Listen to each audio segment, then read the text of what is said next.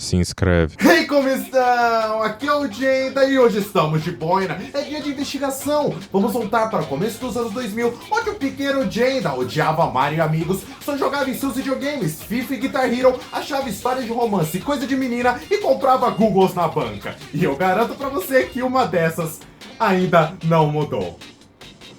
O que diabos é um Google? Googles! Se você tem mais ou menos a minha idade e era uma criança no começo dos anos 2000, você com certeza se lembra de seja lá o que isso era. Esse período no tempo foi muito marcado pelo merchandising incrível e marketing agressivo para crianças, com centenas de propagandas estourando sua TV, dizendo o próximo brinquedo que você deveria pedir pros seus pais, brincar uma vez e nunca lembrar dele de novo, até você ficar mais velho, decidir largar a faculdade e criar um canal no YouTube para falar disso de novo. Lembra de Power Rangers? E um clássico desse período eram os Google's Crazy Bones. Criado nos anos 90 pela empresa PPI Worldwide e distribuída pela espanhola Magic Box, Googles eram pequenas criaturas com formas inexplicáveis e cores chamativas vendidas especialmente para crianças, vindo em pacotes lacrados na sorte para você comprar e tirar algum. Eles fizeram um sucesso gigante nos anos 90, marcando toda uma geração nos Estados Unidos, então é de se imaginar que eles eram um brinquedo revolucionário capaz de mover quarteirões para comprar um. Isso aqui é um Google e é o máximo que eu consigo dizer sobre ele. É um formato meio de ameba com um rosa choque e um rostinho desenhado mais ou menos. Sem falar desse plástico translúcido, fantástico, eu sei. Vendo essa coisa linda, você deve ter ficado com mais perguntas do que respostas, começando pelo nome da marca, que tem um significado. Google vem do nome inglês de um jogo da antiga Grécia chamado Google Jacks, e a parte dos ossos malucos se deve ao fato do mesmo jogo usar ossos de joelhos de ovelhas para ser jogado, onde a criança jogava os ossos em um montinho para derrubar outros, que também é a mesma origem das bolinhas de gude, ou seja, isso aqui é um osso de ovelha. Eu sabia! Tá, essa história de origem é bem inusitada, Google são canônicos na história da Grécia Antiga, explica essa na sua aula de história. Se pegarmos uma foto de exemplo, dá pra ver uma semelhancinha. Mas caso você não acredite nisso, no Brasil eles não foram lançados com esse nome bizarro, mas sim junto da Coca-Cola com a nova marca de Geloucos. Já era difícil convencer alguém do osso, agora você me diz que eles são gelos? De toda forma, essas coisas aqui foram uma febre no mundo, e assim como toda febre, eventualmente ela passou, e assim como tudo que já fez sucesso no passado, eventualmente tivemos um reboot. Nos anos 2007, eles estavam de volta, agora com uma nova roupagem bem mais convincente para aquele período do tempo, e trazendo um estilo mais anime, asiático para os designs, e obviamente, lançando no Brasil. E como podem ver aqui, o capitalismo me pegou nessa. Eu pedi muitos deles pra minha família, o charme era inegável pra uma criança, e se eu não tivesse alguns, outros meninos iam me zoar na escola, crianças são cruéis. Agora os designs estão muito mais elaborados, e a criatividade é insana aqui. Alguns parecem uma criatura estranha, mas muito amável, outros personagens de mangás, outros animais, outros sei lá. E essa criatividade se espalhava nas brincadeiras, já que a ideia era fazer o que quiser com eles. Empilhar os Googles, arremessar um no outro, colocar vários no tapete e tentar derrubar todos eles com apenas um, enquanto seus pais brigam pelo divórcio no fundo. Apenas clássicos da infância. As cores faziam parte da gracinha também, com cada personagem tendo inúmeras variações diferentes de cores, além de raridades diferentes, que eles tinham detalhes pintados, glitter dentro com um toque translúcido, ou os que brilhavam no escuro, que era legal. E até mesmo status diferentes, que mostravam em qual categoria eles eram melhores que os outros nos jogos. Nem quem escreveu acredita nisso. E os nomes eram um show à parte, porque é o ápice do gerador de palavras. Temos o Moshi, o Rufus, Jimbo. Eu amo Jimbo. Eu tenho vários deles aqui, mas nem de perto que eu tenho todos. E olhando em sites da internet, eu perdi várias pérolas. Como o Zarzar, vindo direto de um filme de terror alienígena, esse punho com pernas que se chamava Punho, e o Eggbot. Uau, vocês estão a um G de tomar um processo. Futuramente, no período de 2010, em que tínhamos a Copa do Mundo na África, uma coleção de futebol foi lançada, e eu não tenho muitos deles, mas um é especial pra mim, a bandeira da Itália dourada. Oh yeah, eu tenho um Google dourado do Pitone bandeira da Itália. Sim, meu p*** é imenso. Até agora conhecemos essas coisinhas estranhas e vimos um pouco do seu charme, principalmente do Jimbo. Mas se você pensa que acabamos por aqui, você não podia estar mais errado, porque o sucesso deles foi tanto que eventualmente ganhamos crossovers. E o primeiro deles foi com Dragon Ball. 40 personagens foram escolhidos para representar o maior mangá de todos os tempos na forma dos inimigos número 1 das tartarugas. E de acordo com as informações online, consta que cada Google tem 90 cores diferentes, o que traduziria para 3.600 bonecos diferentes. E talvez em alguma dessas variações o Mr. Popo fique menos questionável.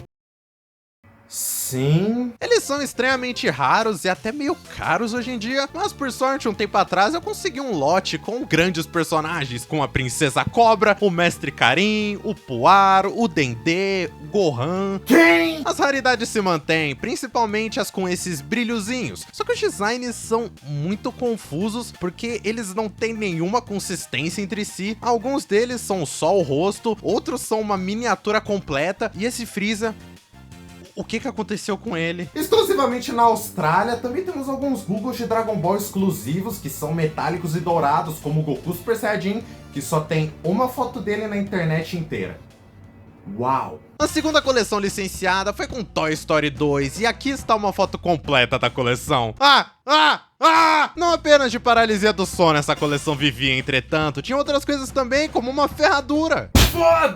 Em sequência veio Kuranyo Shin-chan, anime muito popular e clássico. Duas coisas são curiosas nesse. Primeiro, que eles foram exclusivos da Espanha e da Alemanha por motivos de sei lá. E segundo, que eles são bizarramente bonitinhos, considerando os designs birutas do anime. E se estamos falando de crossovers com Googles, não dá pra esquecer o da seleção da Inglaterra de 2010. É realmente impossível de esquecer. Nesses períodos mencionados, o Brasil era sem dúvida um dos países que eles mais faziam sucesso, chegando até num ponto que a gente tinha coleções exclusivas pra gente, como uma coleção da Marvel e da Disney, que vinha pela Claro, e tinha até personagens exclusivos, como o Randall.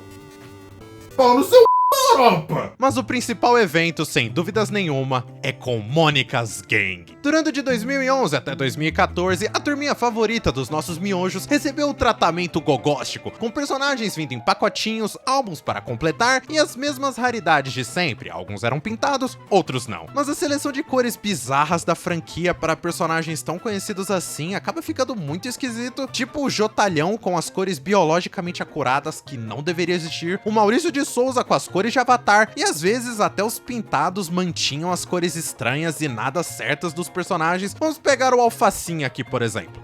Eu tenho quase certeza que isso é um crime. A escolha de personagens também é bem padrão, eu imagino que os fãs dos gibizinhos vão concordar, mas temos umas escolhas mais ousadas, como a Tina, personagem meio desconhecida da turminha, criada na época do crescimento do movimento hippie. Pois bem, de qualquer forma, esse é o Google dela. Uau, era isso mesmo que tava faltando na minha coleção, um Google sexy! Além do Jimbo. Também dentro da coleção de Turma da Mônica, existiam os macro Googles, que vinham em latas bonitas e eram enormes pro padrão, e eu vivia vendo isso em shoppings.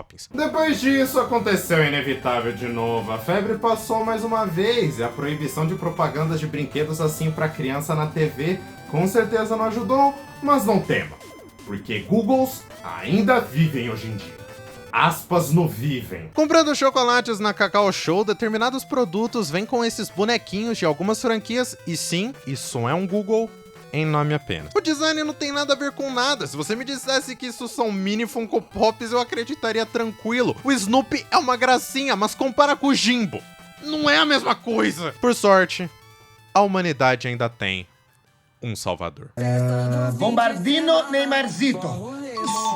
A humanidade não tem futuro. Hello Monsters, do sucesso infantil Enaldinho e PKXD são os últimos a carregar a tocha da minha infância, e sendo sincero, eles são legais na real. Ainda não tem aquela aura bizonha dos originais e eu não sou o público disso jamais, além dos designs aqui esquecerem totalmente suas origens mórbidas com ovelhas, mas pelo que são, é bem da hora, vai.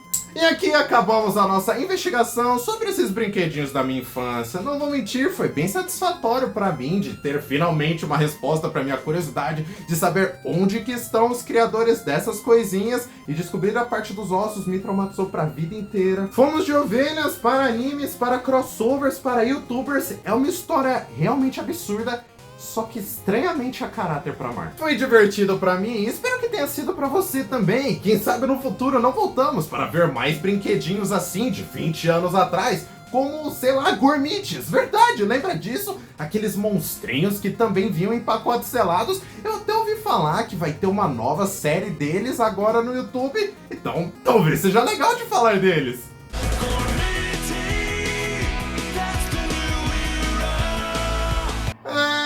melhor parar com o Jimbo.